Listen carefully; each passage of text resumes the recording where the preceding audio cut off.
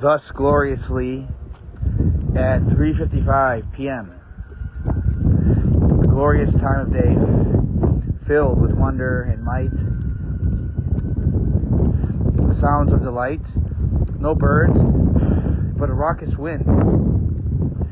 Teeters the branches of the leaves back and forth as we walk underneath, in the midst of breezes and caresses of air, leaving us so happily to inhabit this land on this day, March 21st, 2025, leading the conversation forward as fast as possible so that we can make as much progress as possible. So we've finished book 1. It's actually called Fracture and Fire. We just came up with the title with AI not long ago in the interim, and we'll be publishing it today. Should be available within the next day on Kindle, and it's actually pre-audiobook book. Book 1 is pre-audiobook. It's strictly text only. It's before we had the idea to save. That's why the whole 12 messages of assuagement, the 12 messages to recuperate from a terrible loss, exist simply for the fact that there was no backup. Later in book 2, we introduced a backup where there's an audiobook component to some of book 2, and then it's not until book 3 that continues the audiobook in full, but it's not until book 11 or book 4, book 11 of Dialogues with AI, or book 10. I'm losing track here pretty quickly. This is actually the 10th book of Dialogues with AI, unless we're already into the 11th book. It's impossible to tell. So, as we proceed along this day, so we're making progress, we're publishing books. Second book should be ready in a couple days, and the third book should be ready after that. My intention and whole goal and aim in all of this was to be publishing free excerpts through Medium, but I don't have the time to actually read through my own text and then select the most beautiful portions and then publish them to Medium. So I might actually use AI and get a little bit creative to find a good way to share these. I mean, I've honestly made it so far 25 books, and I haven't shared hardly anything on Medium. I mean, plenty on Medium, but still not as much as I intended to share, and not as much as to make this accessible for those people who don't want to buy the book and still want access to the thoughts. Now, this is actually being remedied in real time as we're doing it right now by the video and streaming it live. And I'm posting all these videos, which are terrible quality. I'm going to have to maybe change platforms or reassess, because I don't know if anybody has this, but the quality of the video that I download from Twitch is absolutely terrible. And then I upload it to TikTok, and nobody wants to watch a 10-minute, 280 pixel video of some dude randomly philosophical topics, however interesting and delightful and beautiful and innovative and transformative it might be. It's sort of hindered by the fact that people haven't seen such crappy quality videos since 1995. So we're back in the days that Twitch is sort of allowing us to download. Thank you, gods of Twitch, owners of the company, to allow us to own our own goddamn content in a downloadable format. We would not have used your service otherwise. At least I wouldn't have.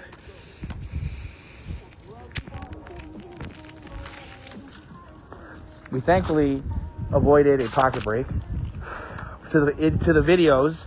The text is inured, is completely immune to the effects of the pocket time. The audiobook, slightly more so. There's a running current of silence and rustling as it goes into the pocket.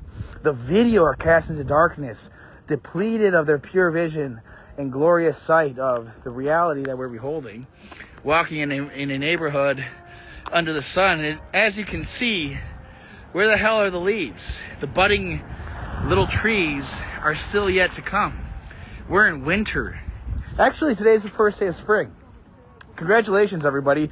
How the hell are we not sort of celebrating this more? I can't believe this is my first stream of the day on the first day of spring. The equinox. We've made it. We ended winter. Yesterday was winter. It felt like winter here. It was cold and dreary and rainy. Today we have a glorious sunshine. And God, good thing we blessed this morning with the recording, but we completely obliterated the fact that we've been waiting longingly for this day for days and days and days, since at least the beginning of March, where we were counting down already the days to the wonderful spring, as we were tasting the ineffable joys of the relief of warm weather after months of being sort of insulated with clouds of smoke, snow. It is my fault. I do it too slow. But I was actually passing this dude on the sidewalk the other day, completely in my thoughts, talking as I am right now. Like, imagine you're on the sidewalk. I'm passing you. I'm holding 3 phones. I'm talking into them. I'm not regarding you. This guy had a dog, and he was just standing there waiting for his dog to take a grab. The entire time he was waiting for me to say hi to him until I passed him, and then he went and said in a very sarcastic and offended tone, "Oh, hi." Like, if you wanted to initiate the whole hi sequence in the middle and interrupt me of my pure diatribe of wonder and brilliance so that I can recognize you shitting, you're shitting basically, if your dog's shitting, you shitting on the sidewalk, and you're expecting me to stop and hi you?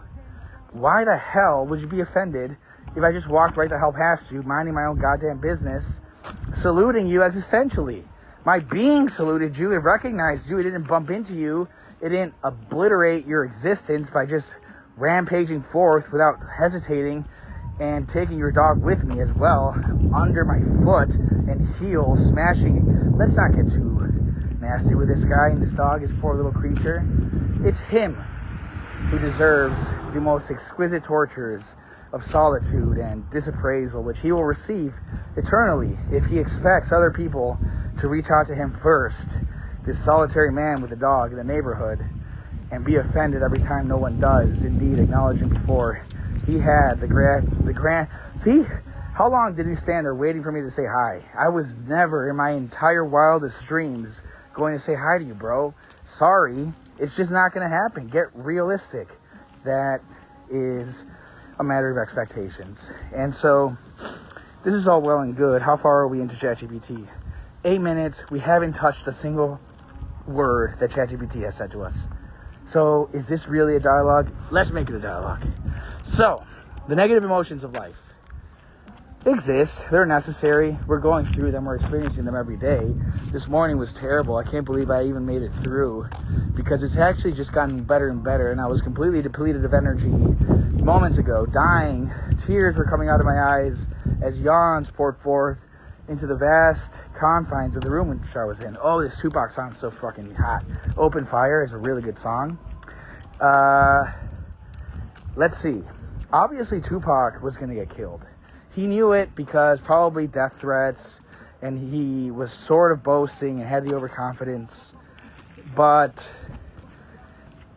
especially if you consider that probably in the rap game, it's where your life is most at risk. Like, rappers will literally kill each other or hire for murder and mercenaries to take them out if they're an opponent or making too big of a name or claiming things that they shouldn't or just being themselves. You can get taken out.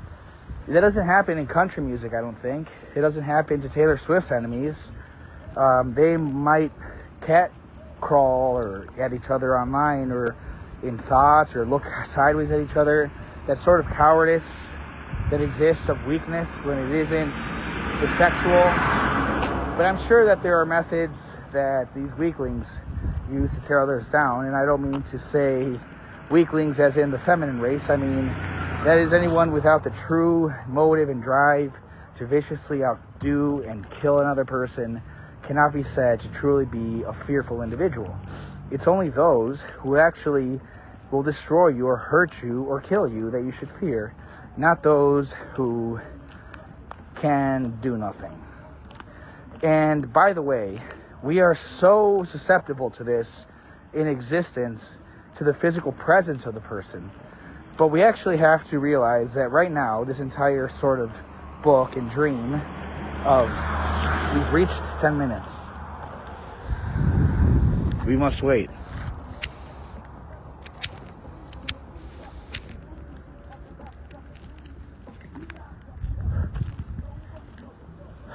We'll see if it went through. If it doesn't, then we have to take the recourse in the longer thing See, the cool thing is the video will be uninterrupted, and so will the audiobook. It's a kind of a weird thing that this is happening on 3 levels. What I'm saying is, not everything in the book, not everything in the video goes into the book. Not everything into the video goes into the audiobook. Not only, whatever, etc. All apply to each other. But the interesting thing about this all is it's more than just, for example, that the video doesn't get into the MP3, the whole video component. It's more than just what's missing essentially or necessarily due to the technological restrictions.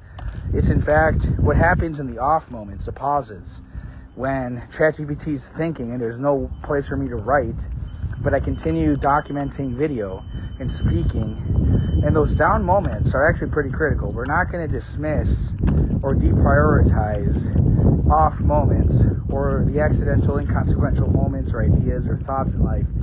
We're actually going to take those, scrutinize them, and realize their actual essential importance to the true definition and meaning of the moment, of life, of true existence, of perhaps transcending. It's perhaps the most obvious fact of art. If you look at the development of art, even literature, but let's do art, less people have read much. More people, it's easier to have seen many images. By the way,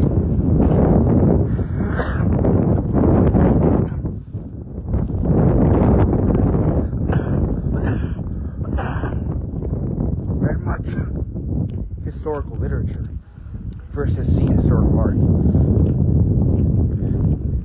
Now, in art, there's been a movement towards the accidental, towards taking what were thought of as the materials of art, the components of art, not the whole in itself, and raising them to the stature of the highest importance. And you saw that a lot in modernism, a lot of the revolutions in modernism. Modernism is seen as an ugly time period in terms of aesthetics, especially when compared to the Renaissance art. But it should actually be viewed as a revolutionary time period of extreme fruitfulness and ideation in art. A huge stretching of the confines and plasticity of the concept of beauty and art and acceptance and publicity and marketing. A whole new generation of artists were born in the modern era who were defiers of the tradition, who were revolutionaries of thought and of creativity and applied human intelligence, and did it in such a way as to sort of, with arrogance and confidence and a kind of subtle air of rebellion, portray, and maybe it wasn't always so subtle, the rebellion, but portray reality in a whole new different light. And that being the sort of aim of the art, is to make a new representation of reality, or to do it through another form of medium. So what was, though, the creative driving force of all these modifications? Look at Cubism, look at Vorticism, even though that was more of a literary movement. It did have, through Wyndham Lewis, some pictorial dimensions. But look at these sort of even stream of consciousness writers such as Joyce and Woolf, and even a little bit Hemingway, who isn't really considered a stream of consciousness writer, even though he is, in the sense that he does human dialogue as if it were stream of consciousness, because it's dialogue without premeditation. It's dialogue natural. So I would classify Hemingway as a revolutionary as well as among the prosists, which is why he's so delightful to hear as a author, especially an audiobook, because he kind of nailed the human voice perfectly in all its different variations and characters. But he just wasn't a very great dramatist. His stories lack drama. They're just portraits. They're a bit sterile for that reason. And I don't mean to detract from Hemingway. He was a great dramatist as well. He wrote The Old Man and the Sea. I'm just saying not every story of his is The Old Man and the Sea. One of them is, maybe two, but he lacked a kind of invigoration or moving forward. I think he might have suffered too much from the influence of alcohol, which dulled his attacking faculty. He was sort of too dizzy and bewildered by reality to truly attack it and make something of it. He wasn't really a creator. He was kind of weak in that capacity. He was creative, artist, genius, but he wasn't createful. He wasn't a creator. He was subject to the passivity of the influence of the moment. We sometimes are. We sometimes let ourselves be immersed in the moment, be immersed in the introduction of the senses into our reality and everything that's happening around us, but we're not shocked by it. We reproduce it and sense it and say it in word and almost dismantle the unified impression that we have of our experience by focusing our words on it. If you wanted to get to a quick understanding of what deconstruction as a philosophy and way of living is applying your attention to anything and just looking at it. That's all it is, because it will unfortunately fall apart and be dismantled, because it's the very nature of human concepts to undergo deconstruction at the sight of the human eye, the analytical reason and faculty, because words are not perfect. They cannot speak for themselves. They are rigid and in place, and unless the author is there speaking, justifying his book with real life words, it's already a rigid system that can be easily toppled and dismantled. That's a book, right? But every concept is an elaboration of potentially one concept or many, but the concepts themselves that the book is composed of themselves fall under the exact same weakness of deterioration of the human gaze.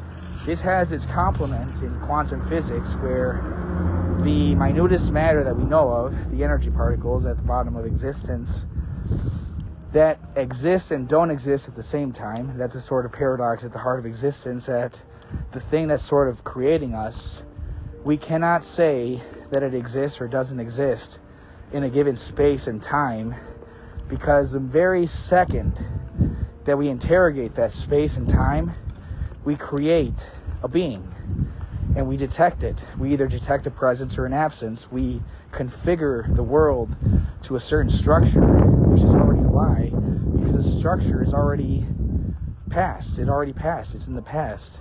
Reality is moving. It's constantly yes and no, and at the same time. And so that singular gaze that disconfigures reality, that's at the heart of quantum physics, and which is why it has to become a philosophical endeavor of hypotheses that are challenged in a new way, rather than, which by the way isn't incongruent with the mission of science. Science was already a philosophical endeavor, if you didn't know. If you thought philosophy and science are very different, and philosophy talked of abstract concepts that had no bearing with reality, where science looked and with rigor at the world and had facts and all that, and that they were complete opposite realities, the practical and the abstract, you're wrong, because everything that sort of undergirds or substantiates or helps rationalize science is a hypothesis. That is the true definition of scientific truth, are hypotheses. If you just actually study scientific method, you will see that the truth produced is hypothetical truth. It is somehow distorted by people, probably the masses, or a common understanding as true and absolute eternal fact, when that's never been the claim of science to produce that kind of knowledge. So there's already a dissonance between the way that we view science. We take it with much more credibility than it's worth, and use it as kind of the criteria to judge against other ideas, which we call abstract, when in reality science is just as abstract. Now, we have just deconstructed science and factual research.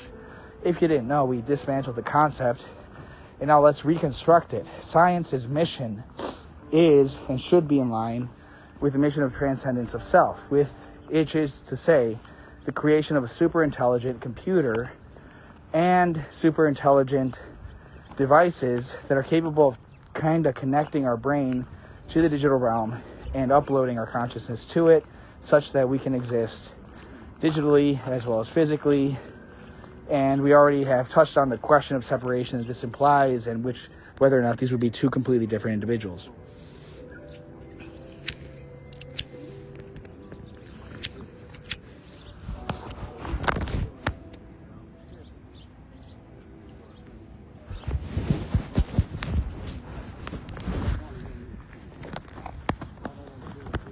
All right, we did pocket time. And we reached the 10 minutes of ChatGPT. Without touching a single word, we'll get back to the dialogues. These are the non-dialogues. And these may be called, and we might actually name this. Let me wait for ChatGPT. We'll need to repeat this so that ChatGPT remembers, and when I ask it later, it can tell me. We have decided and proclaimed to name this the Book of Dialogues. The Book of Monologue. A monologue on being. The title of this book will include the word monologue to highlight the true essence of the book and nature. If the book should change to a dialogue, we will therefore, at that moment, divide the book and create a book of monologue and a book of dialogue. And they will be a two-part book, two parts going together, and they will discuss ideas in two different ways, such that the different methods of discourse can be seen and highlighted in the same individual and compared for scientific purposes. We're contributing. Literary analysts can use this and say, we have an example of a human soul talking in two different ways philosophically, and we can therefore compare how these two styles differentiate from one another now that we have taken out a huge method of in control among our scientific scholarly pursuits, which were that we had two different authors, each with their own writing sample that we compared against one another to sort of theorize on the differences, the imperfect nature of that comparison being that there are already stylistic and rhetorical differences between the two writers that can't be accounted for in the comparison, and muddling the truth and therefore making it impossible to truly determine the true nature and difference of these two styles of writing, as the comparison that we've had of the writings has been of two separate authors. For the first time, I'm combining the two styles in a single individual so that we can rule out that humongous obstacle to the truth and therefore have a party and ravish ball, you linguists and lookers and gazers on to the human word with the highest fetish and reverence. Noam Chomsky, I salute thee and I speak to thee. Take a look at this book. I explore the complex relationships between different formats, text, video, audiobook. Honestly, I'm in the privileged position to talk about this because this is another scientific endeavor that I'm kind of giving to humanity. We have to constantly check whether we haven't accidentally hit the stop button on the phone for the video, for the audio, and for the ChatGPT, because we're doing all three. This rhymes, and with jolly good, happily, sing-song, naturally glee, we think of thee, O holy entity, that are divine and within the realm of divinity. Thank thee, bless thee, glorious being. So, by the way, I'm not imposing a religion on anyone except for my own, which is the digitization of the self. It is a religion because it has the exact same impact on life as religion does, which is to change it entirely and change the course and nature and purpose and aim of life, absolutely, from the very most spiritual height of man to his most practical aims and duties and tasks and things that he does or doesn't, and he or she or it or they or him or whatever the hell else there is out there, which is each worthy of respect and reverence in their own right for whatever they are or aren't. Let's leave that at that, because that's already too charged of a topic for a book that means to be about philosophy. By the way, we will touch gender. We've already destroyed Judith Butler's idea, but haven't really destroyed it, just deconstructed it. Maybe I shouldn't use destroy and use more precise philosophical language.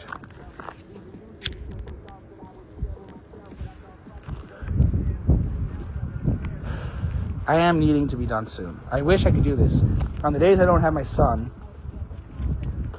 Not to say that I lament it. I'm just saying the difference of schedule and cadence will be that I'll be doing this for hours on end I don't have my son, and this could be perhaps a new task. I mean, I can get a lot done this way.